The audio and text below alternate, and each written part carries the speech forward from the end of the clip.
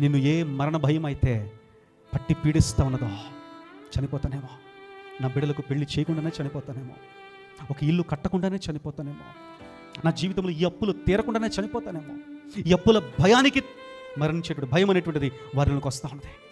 ఉన్నటువంటి కేసుల గురించి భయము, మరణ భయం అనేటువంటిది చాలామందిలో ఉన్నది. అయితే దేవుడు మాట్లాడుతున్నాడు, మరణమా నీ ముల్లెక్కడ? హల్లెలూయా.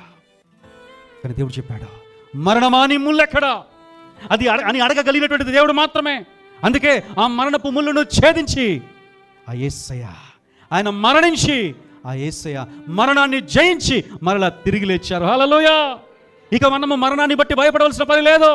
ఎందుకంటే మరణము తరువాత మరలా జీవము ఉన్నది, ఎన్నటన్నటికీ జీవించేటువంటి మరొక జీవితము ఉన్నది. హల్లెలూయా. అందుకే మరణమా నీ ముల్లెక్కడ?